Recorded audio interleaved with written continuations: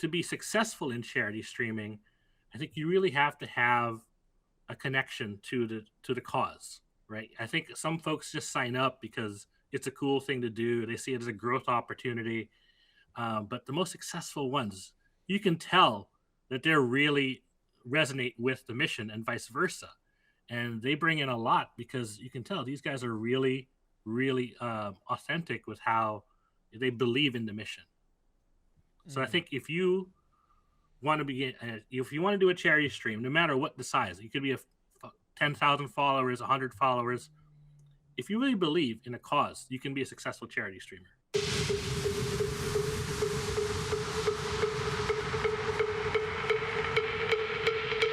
Ladies and gentlemen, boys and girls, babies in their diapers, welcome to the Tiberius Show with your host, Tiberius Boy.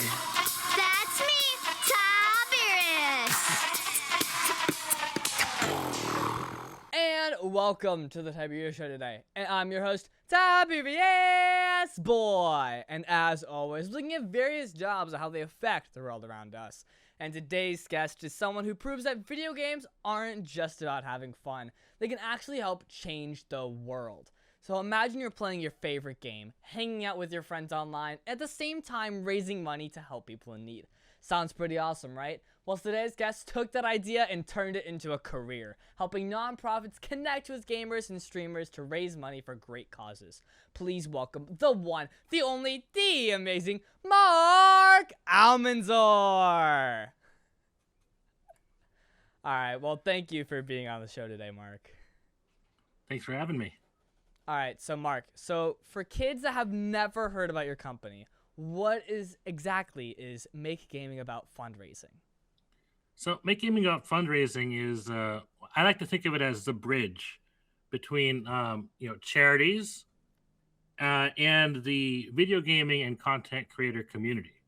So I try to bring those two parties together in a way that in years past was never really something that people thought about. So how did you come up with the idea to connect gaming with helping people? Well, it wasn't actually my idea, but I was inspired by it about 2 jobs ago.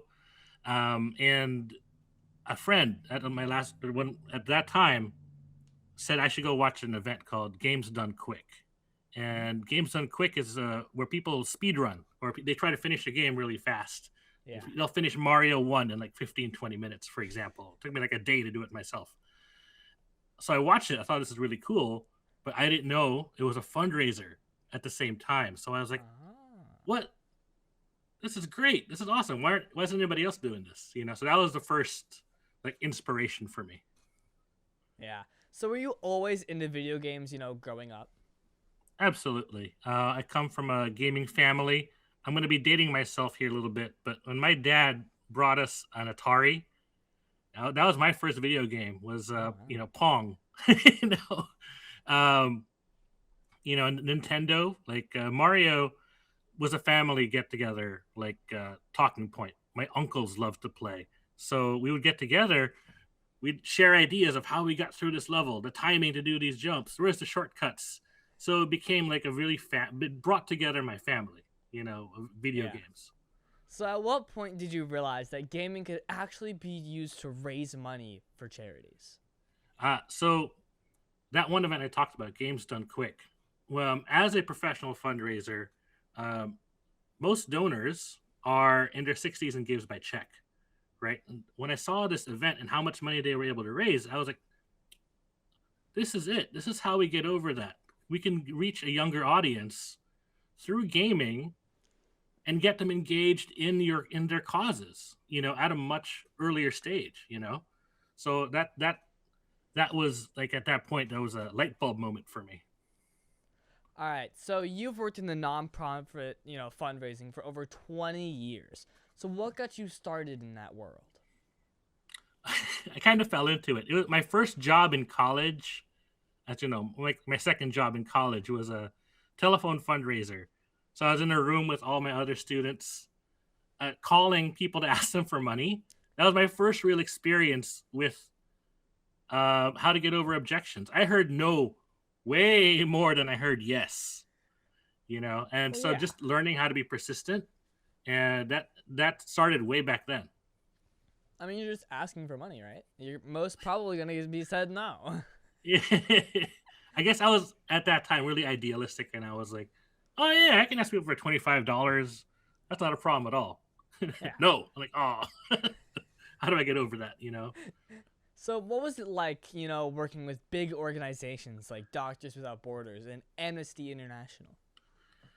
It was amazing because when I in my career, I worked at progressively larger organizations. So I started with smaller operations where there's like 3 people in fundraising, and so we had to do a lot of things on our like multiple jobs at once. Then when I got to like Amnesty, there were more specialized roles, like actual departments, actual teams. And then when I got to Doctors Without Borders, for me that was at the height of like organization, the large $750 million organization. It was huge, so the stakes were higher, and I really felt like I was part of like a real like machine. And it for me has become like the standard for how fundraising organizations should operate. So, how does a charity stream actually work for someone who has like never seen one before? Mm. Um, my favorite analogy to this, and for the people around my age, I'm in my 40s. So people around my age will remember the Jerry Lewis telethon. So Jerry Lewis was a comedian, and he would do these skits on TV, sketches with his friends, and they just have a lot of fun. And his friends would also be like, these are Hollywood people, right? They're in the background answering phones because as he's doing his skits, he's telling people about the MS Society, the multiple sclerosis. And as he's entertaining people, people are calling in, donating as he's entertaining them. A charity stream is very much the same, except the medium is different. So instead of being on the phone or on TV, you're watching someone on your computer. They're doing the same kind of entertainment to inspire you to give. And for many of charity streams, they're at a much smaller scale. But the overall system is the same. So, what makes gaming such a powerful way to bring people together? Because it's a community experience. So if you when I watched Game of Thrones with my friends, we went to each other's house. We would break down each scene, analyze the show after it aired, like, oh, why did they do this? Does this storyline make sense? It's a community experience. When you're watching a stream, especially one with like gaming, all these gamers are coming together, encouraging each other as they're playing, talking to each other. It becomes like this gathering point. And I think that's really why, it doesn't even have to be on stream. It happens like in arcades, internet cafes. It just brings people together. All right, so what's the coolest fundraiser you've ever seen a gamer do?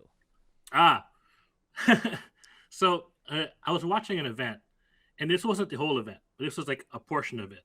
This one guy said, if I raised $5,000 during my time block, I'll play it blindfolded. And the game was playing was Mike Tyson's Punch-Out. So before his time block was even halfway done, he raised $5,000. He finished Mike Tyson's Punch-Out in record time. And he says, all right, guys, you donated for this. And he blindfolds himself. The organizers went in and made sure he was actually blind, right? Just using sound cues, timing, and memory, he beat Mike Tyson's Punch-Out. I was so impressed, that he did that. I remember one of my favorite streams that I saw was I think it was like something 50. And it was with Ludwig and CJ, yeah, and he speedran the Super Mario Odyssey Superstar Edition, and he was the first one to go, and he restarted and earned a lot more money from that way. So yeah, I was like, that was like really cool fundraiser. And so, have you ever been like surprised by how much money someone was able to raise just by playing games? I used to be, in the very beginning, I was like, wow, I cannot believe this event raised like however many $1,000s. So I think now I'm not so much surprised, but I'm more impressed by the smaller organizations that are able to raise money through this, medium. Like, it's one thing when you have like a relative giant in the industry, like St. Jude or Children's Miracle Network hospitals.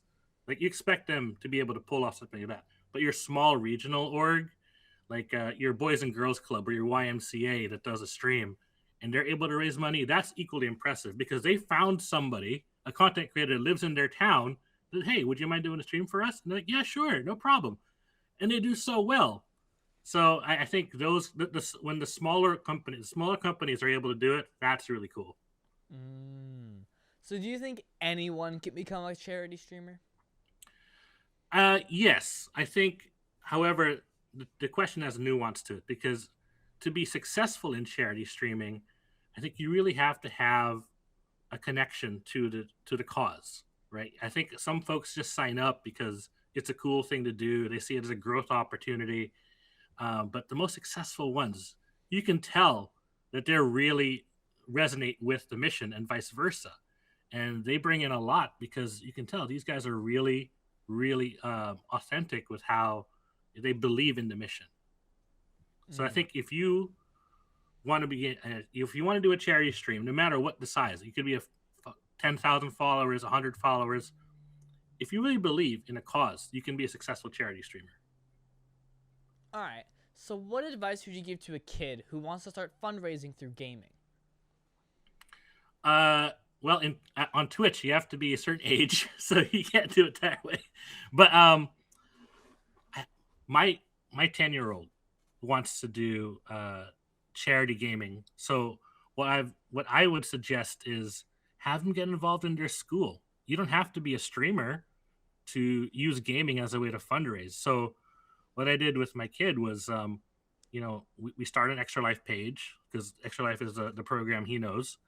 And then, work with his school and his classmates to raise money. It means we get together, we do like a play date. We all come together to play some games together. Or we go, I really want to get school involved, and, maybe we'll host an event at their auditorium. But I think that's a really fun way to do it. And I think that's what this is all about, using games as a way to put the fun in fundraising. All right. So is it more about, being good at the game or being entertaining? Oh, definitely entertaining.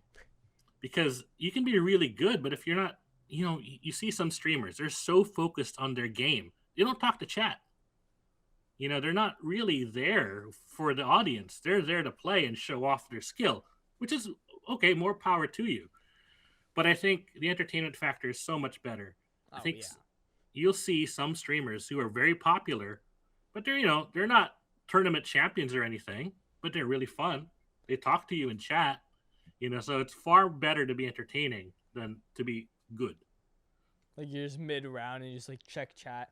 Sweet. Like someone just says something like really funny. It's like, that's funny. Can you like flash on screen mods? Like literally, it's so much fun. I mean, I've wanted to do streaming for a while, but I really hope that more people actually end up doing it for charity instead of just for their own benefit. Even though for their own benefit is a good thing, it's better for charities, Yeah. Oh, but on that note, I love that you take that perspective because I think there's a lot of gamers who want to get involved with charities, but charities don't know how to approach them. Exactly. Right? There's like a whole pool of people who want to do good for your cause. And the cause is like, how do we get to these folks?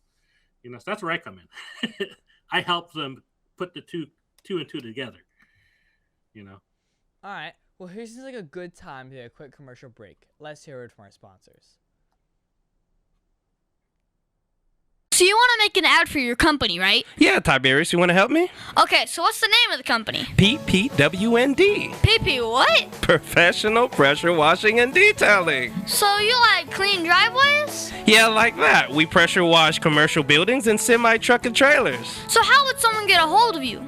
They can visit my site at ppwnd.com or call me at 407-900-7793. So I just tell them to call you at 407-900-7793 or visit ppwnd.com? Yeah, Tiberius, you got it. Cut! That's a wrap! Just use that! Oak Ridge Gun Range is a family-oriented shooting range that has been in business for over 30 years. They specialize in basic firearm training and offer numerous services such as consignments, gun trades, gunsmithing, and concealed weapon classes. I even got my training for gun safety at Oak Ridge Gun Range. Great customer service. And firearm safety is what they do best. So find out more at oakridgegunrange.com. And we're back here with Marc Almanzor, founder of Make Gaming About Fundraising and Gaming for Good expert. So, Marc, you're also a Twitch streamer yourself. So, what do you like to stream? Great question. My stream schedule is tied around alliteration. So, for example, on Tuesdays, I'll play Timberborn, so I'll be Timber Tuesdays. World of Warships Wednesday. Fortnite Friday. Okay. And I've been playing a game with my friends called RV There Yet. It's like we get together to drive an RV home. Yeah, and... I've seen that game. I want it. I haven't. I want to see if I can get like a demo version or like a tryout of it. I don't want to like buy it yet. Make sure it's for me first. Right. So Thursdays RV There Yet. No, but if you want a copy, I'll talk to you afterwards. All right. So what's your favorite game to play right now? Oh, man. There's so many to pick from. Right now, I've been obsessed with a game called Timberborn. I think as I spoke about it before we went live, it's a city building game where you're building a city of beavers. So you're building dams. You have to manage water and wood. And it becomes like an engineering exercise. And I love the problem solving aspect of it. You know, it's not just about building. It's like, how do you solve these problems in engineering? So it's kind of, it takes a while to grow into you, but once it's hooked in, it's hooked in. I might actually try that game out later. So you never know. I might just be able to play with you sometime. All right, there we go. Well, have you ever done like your own charity stream? Yes, and that's how I first started getting into the world. I do a lot of charity streams, but the first program I joined was for a program called Extra Life, and that taught me a lot about how to talk about an org, how to ask for money while live on camera, and I've been doing it for 7 years. So, charity streaming is, I couldn't do what I do as a consultant if I hadn't done charity streaming in the beginning. All right. Well, do you like nervous streaming live in front of people or no? I used to, although now I get more nervous before I go live. If I have a moment of vulnerability here, sometimes I get like imposter syndrome. Like, can I really do this? And it becomes like I get nervous just before I hit that button because sometimes I second guess myself. Do I have the right content? Are people going to want to watch this? So I fight with myself to just turn that button on. But once that switch goes on, it all goes away. Oh yeah. Now I'm on. It's kind of like me when I first started. When I first started doing the show, I was like always so nervous before my dad hit the button. But when he did, I was just on. Yeah. Like it's like when you're there, you have to do it. Because if you don't, it might be a bit embarrassing. So just do it anyway. Right. Just do it anyway. That's it. So how do you build a community online that actually cares about helping others? I love this question so much because that's the center of what my fundraising strategies are all about. Is you have to build your community first. Yeah. And the way we build it is you have to consistently give people a reason to care. So every time I stream for an organization and every time I work with clients, I always encourage them to tell their creators to always mention the organization, because believe it or not everybody does it when they go live. They'll play an entire stream and not talk about the org they're raising money for. Give people a reason to care, whether it be through the branding, in chat, you want to talk about it constantly. So that people know, right? And I think that will reinforce why you're doing it and inspire your viewers to want to give. All right. I can think of a few ways to do that, but a little. But how do you convince nonprofits that gaming's a good way to actually raise money? In the beginning, it was tough because there wasn't a lot of charity streams going on. But after 10 years, there's enough body of work now to point to and say, hey, We can look at Extra Life. We can look at St. Jude, World Center. There's so many examples of successful events to say, hey, these folks were able to do it. This is how we can try to replicate it for your cause. But, I think the objection we get is, well, yeah, but they put budget towards that. They have a whole program they grew. And I'm like, yes, but you have to start from somewhere. So I start them with, like, this is where we begin. Something, relatively low impact, low budget, and how we can grow it and scale it from that point. Because I think to throw them in the deep end is just, it's not going to be setting them up for success. What I want to see is like what Skycraft is, or like what's it called? StarCraft. That one. StarCraft, yes. StarCraft. Oh. You know StarCraft, right? What I want to see is I want to see a 1v1v1v1 with 8 people. But I want to see if someone donates to their separate stream, it all goes to one charity. But because you donated, it gives them a little bit of an advantage. Yes. So as you get more donations, it all goes to the same company, so it's all the same, but they get more of an advantage. Like they get an extra building for free, or like 10 free units of their choice. I want to see that, because that would be a good stream. We should do it. I want to do it, but I don't know how. I gotta figure that out. All right. Well, you've won multiple fundraising medals. What does that recognition mean to you? It means a lot. I mean, I treasure my medals. I still keep them with me. I can't see it on camera, but I have them hanging out. It's all right. Oh, yeah. Wow, that's so many. Yo. Yeah. I think obviously on the surface, it's just like a thank you. But it means more than that to me, because it means that they notice my efforts and they really appreciate it. And that goes a long way, towards continuing to like motivate me to raise money for them. But also, it's just something that I can say thank you to as well as the content creator. It becomes a partnership. It no longer becomes just like, oh, I'm doing this for you. It becomes I'm doing this with you. All right. So what is the biggest misconception people have about helping others? Trust. I think some folks, there are going to be some folks who are going to be generous without condition. But there's a lot of folks who may be leery of giving if they don't know what their money is going towards, if they don't know who's actually handling the money.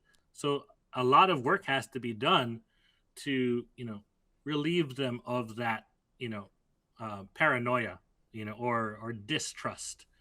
And I think that's what holds a lot of people back, is they just don't know what their money is going towards. So I think that's the biggest misconception. All right. Well, on that note, let's take another quick break to pay some bills. The Tiberius Show would like to thank one of their dedicated sponsors, Custom Designs Orlando. These guys are on Mills Avenue and do all sorts of stuff, ranging from photo ID badges, engraved signs, custom braille ADA signs, vinyl lettering to trophies and awards. The cool part about Custom Designs is they can ship products all over the United States. You can reach them at 407-898-0373 and tell them that Tiberius sent you. Over 40 years, Lighthouse Central Florida has provided education, independent life skills, and job training to thousands of Central Floridians who live with blindness or any degree of vision loss. Whether it's picking out clothes in the morning or just moving around your community and serving Orange, Seminole, and Osceola counties, contact Lighthouse Central Florida at 407-898-2483 or visit them online at lighthousecfl.org. And we're back here with the amazing Marc Almanzor, turning gaming into giving. So, Marc, if you could design the perfect charity gaming event, what would it look like? It would look like I would have like a space where you could have an all-day event where you'd have a tournament component where people can actually compete for things. You'd have an open gaming spot where people can play whatever they want. And then you'd have, I guess, how do I describe it? It's like an open mic night. People can just come in and talk about the charity. So it'd be kind of like a guest spot. But the important thing is not just what's happening live. It's going to be broadcast on multiple platforms. I don't want to just tie anything to just Twitch or just YouTube. Nowadays, you can multi-stream to all different platforms so that you're not TikTok, leaving out any Facebook, audiences. YouTube, all that stuff. Absolutely. You don't want to leave any eyes off of what you're trying to do. And because each platform has different types of audiences, you can reach so many different types of people who could be interested in what you're doing. And I want to make it accessible to folks, people with disabilities. I do a lot of work in the disability space, all gender neutral. It doesn't have to be just, I think gaming gets a reputation as kind of like a boys only thing, but it's really not. It's not. There's gamers everywhere. Yeah. I think that's what the perfect charity gaming event would be. It would be open to everybody, streamed everywhere. Yeah. So do you think gaming helps people feel less alone? Absolutely. I think especially now, there's multiple studies that show that people play video games, especially online, to feel less alone. Exactly. They want to find community. They want to find friends to play with or even experience a game together. So totally, yes. All right. So a lot of games can have like negative communities. How can online communities become more positive spaces? Whoever those community leaders are have to be very firm in how they handle negativity and be very consistent. There can't be any favoritism. I think some folks may be hesitant to ban a large content creator from their community, but I'm like, if they're the cause of all of it, kind of have to let them go. Yeah. So consistency, firmness. And I think, when we talk about just general leadership principles, if you're community leader, they have to act like it. So if a kid doesn't have a big audience, can they still make a difference? Yes, and I have a very practical, kind of humbling experience as an early charity streamer. So when I first launched my Twitch channel, I wasn't huge by any means, right? Maybe less than 100 followers. I raised $100 for a charity stream. And this kid, I think he just reached the minimum age you can stream on Twitch. I think it was 13, I think. And I tuned into his channel, and he had already raised $5,000 on his own. And I was like, what is going on here? Wow. How do you do it? Well, just by, I kind of stalked him a little bit on social media, and I was like, it looks like he got his family and local community involved very, very early on. And I was like, hi, I'm doing a charity stream. Can you help me out? Weeks in advance. So he already built in a lot of money before he even went live. But still, I was like, what? This kid, he did 50 people following him, and he already raised $5,000. What? It's a lot of money. I mean, seriously, that's life changing. For a lot of orgs, yeah. Oh yeah. So if you could go back and talk to 15-year-old Mark, what would you tell him? I would tell him not to get discouraged by his parents telling him that video games are a waste of time, which I know is ironic because my dad started me on it. But I think when I was 15, I think he thought that video games were the only thing I did, which wasn't the case, of course. But I would have encouraged myself to, take advantage of the time that you're playing games and think about what I could have done. Really, I wish I started getting into this way earlier on. You could have learned a lot more. Yeah, totally. All right, well, now the questions only get harder. So, what was the biggest mistake that you've ever made, and how did it change you as a person? Oh, geez, there's so many to pick from. I don't think I would have gotten to where I have if I didn't make mistakes, right? But I think I just talked a little bit about it. I wish I started my business 4 years earlier than I did. I was at a job that I loved, that inspired me, but the desire to do something for myself was so strong, yet not strong enough to make me want to leave my job, because I was leaving a salaried role with benefits. I had 2 kids. I'd be risking a lot, But looking back at it now, if I started to launch this company 3 to 4 years earlier, I think I would have been far better off. Because I would have learned from my mistakes at an earlier stage. far more successful than I am now. And I think I'm okay. I'm doing well, but it could have been so much better had I decided to believe in myself earlier. So what's the largest amount of money that you've made for, charity? 100 grand thereabouts. I was working with one of my first clients. They were raising money for a blood cancer organization, and it was a 10-week challenge to raise $100,000. Right, so they got in touch with me because we met each other on Twitch, right? And so she's like, "Can you help me with this campaign?" So I said, "Sure," And so it wasn't just on Twitch; it was like all types of events. We put it all together in 10 weeks, and we raised $110,000 overall. But in 10 weeks, that was hard. Wow. That's $10,000 each week. Yep, it was constant. Just I want to say bothering people, but in essence, I was bothering people to remind them about things. Yeah. All right. Now, can you tell me that one story? Remember, this is a kid's show, but that one story, well, that you're not supposed to tell me about. Come on, you can tell me. Wait, one story, like a personal story or like a professional story? Personal, embarrassing story. Something happened. I think this will be meaningful for my kids if they ever watch the show. When I was in 8th grade, just as backdrop, in 6th and 7th grade, I won my school spelling bee. Right, I went to like city and regional and state finals, 6th and 7th grade. When I got to 8th grade, I was like, cloud 9. No one could beat me. And then I went up on stage and I had a hard time in the second round. And my teacher was yelling at me, not yelling at me. She was trying to encourage me. She was yelling from the crowd to encourage me. But I was so frustrated.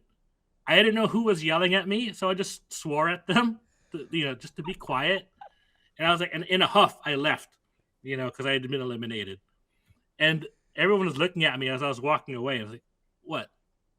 What happened? Are you upset that I lost because your champion lost? They're like, no, you yelled at Miss So-and-so. I'm like, what? I was so mortified. It's weird because it's like if it was someone's parent, I didn't care. But because it was my teacher, who I had known the whole school year, so supportive, the fact that I swore at her on stage, I was like dead. I was like, oh no. It's like, oh wait, no, wait. I was like, no. It's like, oh no. That made it so much worse. Oh yeah. Oh man. So is there I never lived anything that down. else that you think my listeners should know about you and what you do?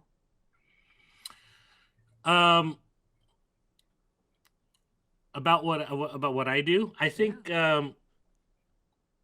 one thing I do isn't just like getting people to raise money. I think one of the more fun things I do is getting companies, like you were talking about sponsorships earlier, is getting companies who work in the gaming industry to partner with nonprofits. And I think one of the most fun things I did was with Extra Life. I met some Extra Lifers who launched their own coffee company, right? And so I was like, hey, we should get our local hospitals to have sponsorship agreements with you. And so right now, 4 of the hospitals now have their own custom coffee blends from this coffee company that was built by gamers. So I love building these kind of things where I can bring my friends into the fold to still raise money, but in an interesting way. Like now we have Extra Life coffee, and I've done similar deals. If you market your company with Extra Life, I mean, it has to be good. Yeah. Well, Extra Life loved it so much, they did like a whole like Instagram story on it, and like the national director of Extra Life even did like a mini ad for them. So like, here's me drinking the coffee. Da, da, da, da, da. I was like, wow, this is taking on a life of itself. I'll have to look them up after. Dude, you've given me like so many opportunities to do. they're local to you. So actually, they're in Florida. Really? You know, yeah. Okay. Okay. There you go. So, do you have like a website or maybe like your Twitch, your social media for my listeners that want to follow you? Yeah, I have a website, mgafundraising.llc.com. People can learn more about what I do in my job. And if you want to watch me on Twitch, it's King Kong Wrong 25 at twitch.tv/King Kong Wrong 25. I got that name for mixing up King Kong with Kong Rong, which is one of my favorite characters in Romance of the Three Kingdoms, which I learned about after playing Age of Empires for like years. All right, I got it written down on my hand, so I'll remember that for later. I'll remember it. So, Yeah. what is that one question that you think I forgot to ask you? How do I balance family life with all the work I do? Well, how? I bring my family into it. It makes it easier. Yeah. So my wife works in the gaming fundraising industry as well. And my kids, I've put them in YouTube videos. Oh, my oldest kid was in an Instagram video with Extra Life too. You know, because he's really now really inspired to help his own local hospital. Oh, wow. Yeah. All right. Well, thank you so much, Mark, for being my special guest. Can you stick around for Math Corners? Absolutely, I'd love to. Aw, Dad, my computer's slow again and I can't play my games.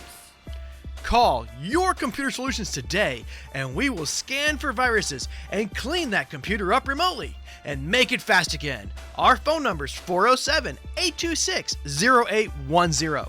Thanks, Dad. My computer's fast again. Now I can do my homework. Thanks for calling Your Computer Solutions at 407-826-0810.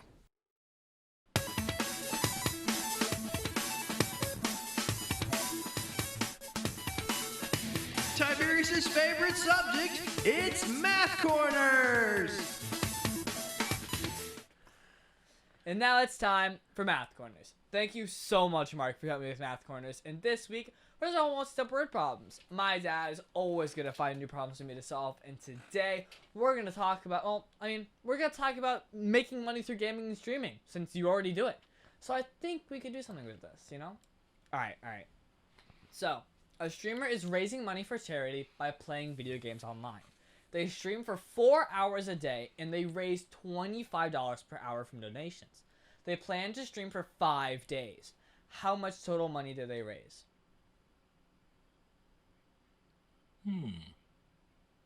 Well, I'm pretty sure you got this. Okay. I'll do it. I guess. It's really simple. I'm kidding. Alright, well first, this is a real-world problem. Because when people do charity streams, they have to plan how long they'll stream and estimate how much money they can raise to help others. So first, let's find the total number of hours streamed. So they stream 4 hours a day for 5 days. So we multiply 4 times 5, that's just 20, which is actually really easy. Nice. So then, now, that was super easy. So we have to figure out how much money they raised. So they raised $25 per hour, they stream for 20 hours, multiply those two, and you get $500. So the streamer raised $500 for charity. That's awesome. But wait, in the real world, sometimes donations go up if more people join, or if the streamer gets really exciting during the game. So they might even raise more than that. I like that kind of math, you know? It's random, you know? It's really nice. But Mark, when you were helping streamers plan fundraising events, do you think about like things like how long they should stream and how much they might just raise? Yeah, absolutely. I think at minimum, people should stream about 2 hours, so it gives people enough time to tune in. And as you have just illustrated with your math, more time means more chances to raise money. Yep. All right. Well, my teacher said that I would use math every single day. How else do you use math in your work with gaming and fundraising? It's something I ask my kids too. But with gaming, I just tell them simple things like, if you have 100 hit points and Pikachu hits you for 25, how many hit points do you have left? Mm-hmm. But which is 75. There you go. Yes. But in fundraising, I mean, the calculations are almost exactly what you do. When I plan fundraising strategy, I tell people this is the average amount people will raise. Multiply it by how many people you've got streaming for how long, and we arrive at an estimate. Exactly. Yes. By the way, guys, all the stuff about shooters with the grenades, the flashbangs, all this stuff is math. It's all it is. Seriously. It's funny how the kids are like, oh, I'll never use math anywhere. You use it everywhere. In games, you use it all the time. Stop saying you won't use it, because you will. Trust me. And then you'll be like, oh, I wish I knew that. Well, yeah, you did. Well, thank you so much, Mark, for your help with Math Corners. You're very welcome, Tiberius.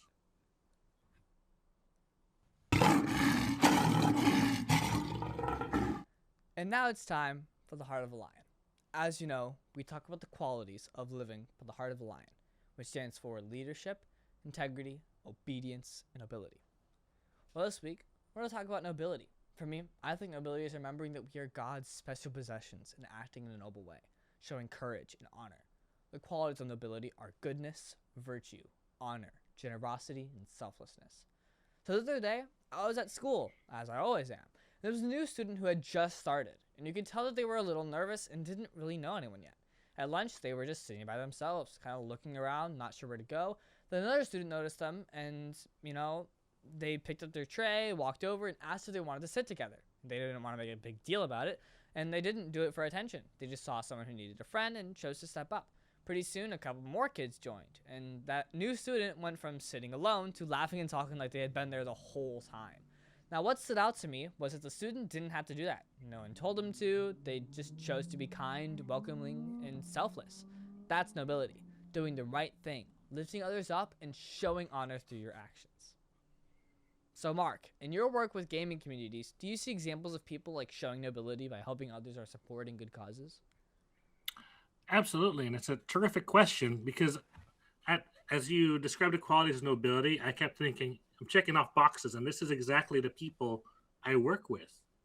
You have to be selfless to be able to do a charity stream. You have to be generous if you want to donate. And at the heart of each cause are things like goodness and virtue and certainly honor. I don't think you can get anywhere in business without a certain sense of honor. I think any good business should have a sense of honor and trust and whatnot. But generosity, I think, is perhaps what I would define as the most common aspect of nobility I see in charity and in gaming. All right. Well, Mark, of all the Heart of Lion qualities, which is the one that you see the most? Well, generosity and selflessness. I think generosity, again, if you're a donor, it's up to you to decide how much you want to give. And I can't ask for more than you're able to give, but as a content creator, as a streamer, I am giving up my time to volunteer, do my stream for your cause.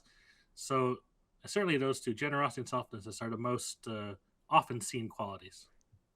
All right, well, we should always try to be lion strong in everything we do, shouldn't we? Absolutely. And that's our show, folks. I want to thank the one, the only, the amazing Marc Almanzor for being on my show.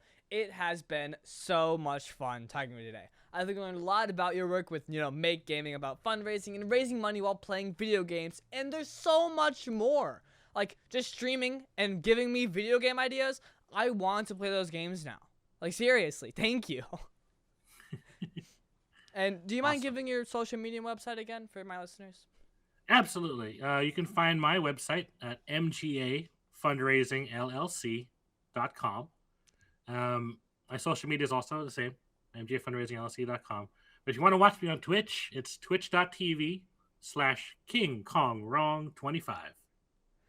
All right. And also you can find me on Facebook and Instagram at The Tiberius Show. And I would like to thank WWPR 14AM, Canton 98, Soul Radio 24/7, Easy Way TV, and all the other stations that air my show. And please be sure to visit The Tiberius Show on YouTube and hit that subscribe button.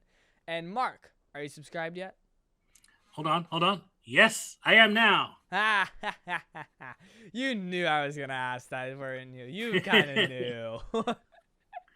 All just right. want to say Well, thank you for having me. LJJ9K says, now, that was an interesting show. And Robin is Adorable says, I love Wikipedia. What a great show about how it works. Well, thanks, Robin. I'm very glad that you were able to learn cool things about how it works and the people that keep it alive.